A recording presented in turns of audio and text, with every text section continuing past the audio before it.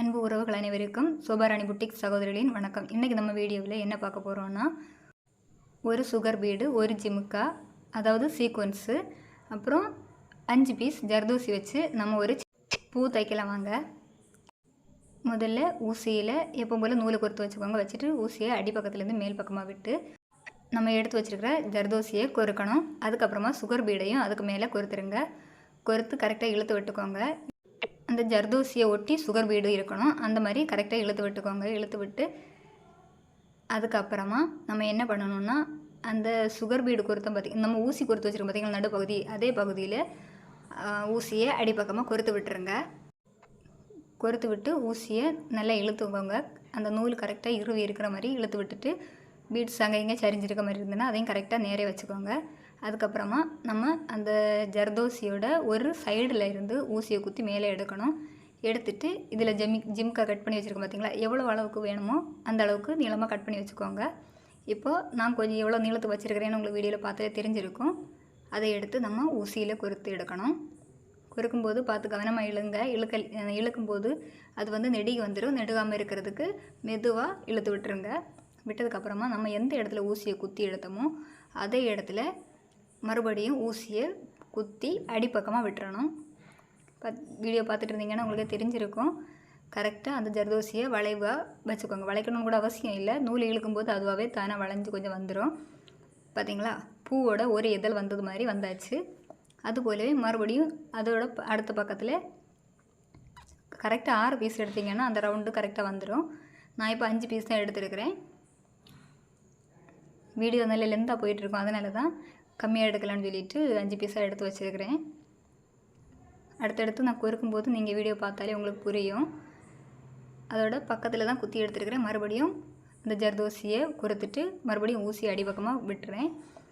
திருங்காமல் கரெக்டாக பிடிச்சி விட்டுக்கோங்க. அப்போ தான் கரெக்டாக அது வரும். பூவோட 2வது இதழ் வந்தாச்சு. இது போலவே நம்ம எடுத்து வச்சுருக்கக்கூடிய அத்தனை ஜர்தோசி ஒன்று ஒன்றா தைக்க ஆரம்பிச்சிடலாம்.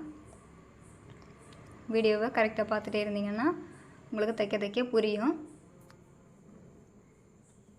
ஜர்தோசி எங்கே கிடைக்கும்னு நினைக்காதீங்க. தையல் மிஷின், நூல் எல்லாம் வாங்கக்கூடிய கடைகள்லேயே எப்போவுமே கிடைக்கும்.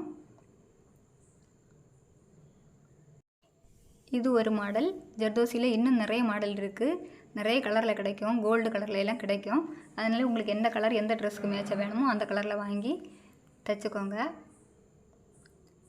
இப்போ நம்ம தைக்கிற டிசைன் எப்படி இருக்குன்னு வீடியோவில் மறக்காமல் கமெண்டில் சொல்லுங்கள் ஃப்ரெண்ட்ஸ். கைத்தையல் ஊசியிலேயே நம்மளும் ஆரி டிசைன் போட்டு பழகலாம். பாருங்கள், அழகாக பூ டிசைன் வந்துகிட்டே இருக்குது.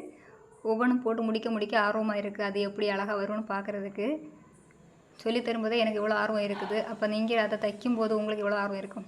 பார்த்திங்களா, ஜர்தோசி இடையில் கட்டாகி இருக்குது. அப்படி கட்டாகி இருந்தால் கூட நம்ம அதை கரெக்டாக அந்த நூலில் ஊசியில் கொறுத்து அதை சரி பண்ணி விட்டுடலாம். சில இடங்கள் அப்படி வரும்போது நம்ம அதை கரெக்டாக ஊசியில் கொறுத்து விட்டுட்டோன்னா கரெக்டாக வந்துடும்.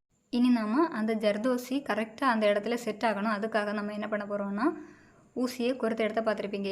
எங்கேன்னா அந்த ஃப்ளவர் டிசைன் கிடக்கு பார்த்திங்களா, அதுக்கு உள்பக்கத்தில் இருந்தால் நான் குத்தி இருக்கிறேன். அதோட ஒட்டி தான் குத்தணும். குத்தி எடுத்துகிட்டு மறுபடியும் அடுத்து அதோட வெளிப்பக்கத்தில் இருந்து அடிப்பக்கமாக ஊசியை குத்தி விடணும். மறுபடியும் கரெக்டாக பாருங்கள். அந்த பூ டிசைனோட உள்பக்கத்தில் குத்தி வெளிப்பக்கத்தில் ஊசியை அடிப்பக்கமாக குத்தி விட்டுறணும். அதுபோலவே சுற்றி எல்லா இடத்துலையும் போட்டு விட்டுருங்க. பூவோட மேல் பகுதியில் மட்டும்தான். அதே இடத்துல வேணும்னா நம்ம ஒரு குட்டி ஜர்தோசி பீஸ் எடுத்து கூட இடையில போட்டு வைக்கலாம். அப்போ அது லாக் பண்ண மாதிரியும் இருக்கும், அந்த நூல் வெளியே தெரியாத மாதிரியும் இருக்கும். நான் வீடியோக்காக போட்ட தையல் இவ்வளோ தான் நான் வீடியோவில் எடுத்துருக்கிறேன். கடைசியாக அதுக்கப்புறமா எனக்கு மனசில் ஒரு ஐடியா தோணி நான் ஒன்று பண்ணி வச்சுருக்கிறேன் ஃப்ரெண்ட்ஸ். இந்த வீடியோட முடிவில் இருக்கும் பாருங்கள். நான் வெறும் பூவை மட்டும்தான் தைச்சி வச்சுருக்கிறேன். முடிவில் பூவோட தண்டோடு இருக்கிற மாதிரி இருக்கும். பார்த்து உங்களுக்கு பிடிச்சிருந்தால் லைக் பண்ணுங்கள். இந்த வீடியோ உங்களுக்கு பிடிச்சிருக்குன்னு நினைக்கிறேன் ஃப்ரெண்ட்ஸ். இந்த வீடியோ உங்களுக்கு பிடிச்சிருந்தால் லைக் பண்ணுங்கள், ஷேர் பண்ணுங்கள், கமெண்ட் பண்ணுங்கள். பக்கத்தில் இருக்கிற பெல் பட்டனை கிளிக் பண்ணி வச்சுக்கோங்க. அப்போ தான் நான் போடுற வீடியோ உங்களுக்கு உடனே நோட்டிஃபிகேஷன் வரும். பாருங்கள் ஃப்ரெண்ட்ஸ், இதில் எப்படி பீஸ் எடுத்துருக்கணும் அது மாதிரி நீங்களும் ஒரு முறை ட்ரை பண்ணி பாருங்கள். சுகர் பீடு தான் கொடுத்துருக்குறேன்.